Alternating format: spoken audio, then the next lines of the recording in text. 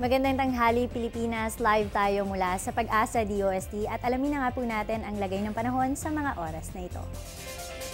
Isang medyo maulap na kalangitan ang nararanasan dito po yan sa malaking parte ng ating bansa mga kababayan at ayon sa Pag-asa bukod dito ay mararanasan pa rin po sa buong Pilipinas ay ang posibleng isolated cases ng mga pag-ulan, pagkidlat, pagkulog lalo na po yan sa bandang hapon o gabi.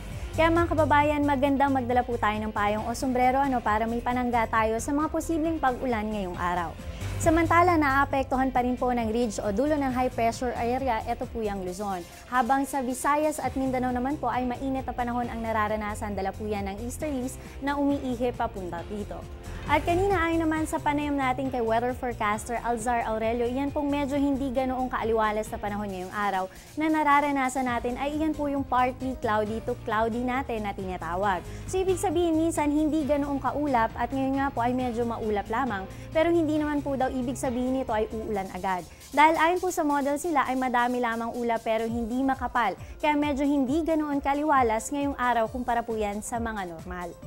Samantala, magandang balita para sa mga taga Mindanao dahil bumaba na nga po muli ang ITZZ o yung Intertropical Convergence Zone at sa ngayon ito ay nasa ibaba na po ng equator. Kaya naman hindi kayo makakaranas ng mga pag-ulan dyan po yan sa Mindanao.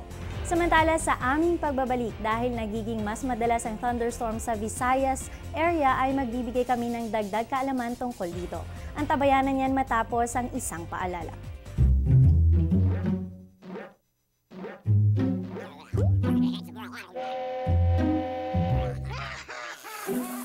Worried kung nasaan ang package mo?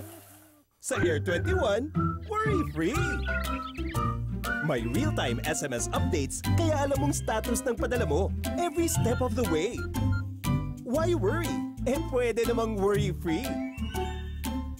Sa Air 21, sagot ko, padala mo! Time check po muna tayo, 12:06 ng tanghali ayon po yan sa Philippine Standard Time. Mga kabayan, dahil nga po nakakaranas ng mga thunderstorms, yan po yan sa Visayas area sa mga nakalipas na oras, narito po ang ilang dagdag impormasyon tungkol po sa thunderstorms.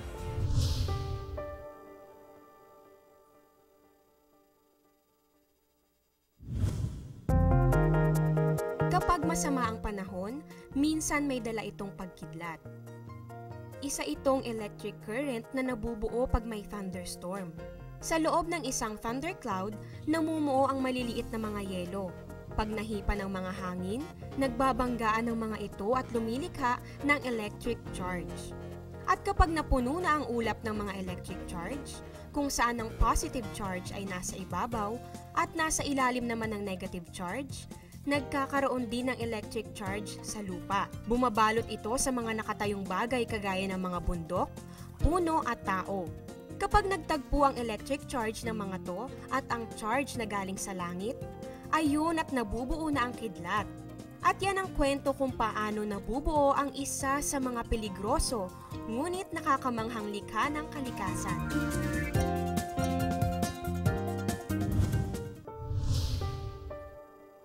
At iyan ang latest mula sa Pag-asa, manatiling nakatutok sa Panahon TV kung saan walang pinipiling panahon ang pagbibigay impormasyon. Maaari niyo bisitahin ang aming website and other social media accounts. Pwede niyo rin po kaming mapakinggan sa DWIZ radio station. At ako po ang nakasama niyo ngayon ang inyong weather darling na si Aubrey Nair na nagsasabing kahit anong panahon, may pag-asang bumangon. Magandang tanghali.